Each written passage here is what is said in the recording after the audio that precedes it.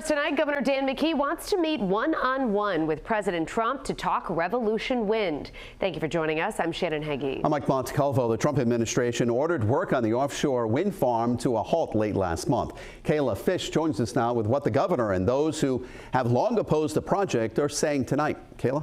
Well, this project, which is about 15 miles off the coast of Rhode Island, had been years in the making and was nearly complete. But just within the last 2 weeks, it ground to a halt, a sudden change that came as a surprise to those I spoke with who both oppose and support the project.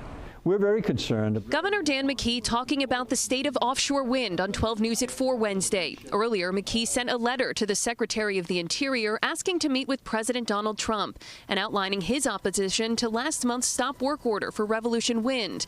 McKee says he's already spoken to the Secretary about the impact of pausing the project, which was set to power 350,000 homes in Rhode Island and Connecticut when finished next year. It's costing us, people are going to get hurt in the pocketbooks because the energy that the shutting down is 10 cents a kilowatt, which is better than what we had coming up this winter.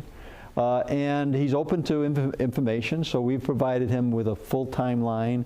I don't think there's a full understanding that the project is 80% complete. The transmission lines are 90% complete. The Trump administration's order is also affecting jobs. Rhode Island AFL-CIO President Patrick Crowley says many who had been working on the project are now scrambling to figure out what's next. These are everyday working Rhode Islanders, carpenters, electricians, iron workers, painters.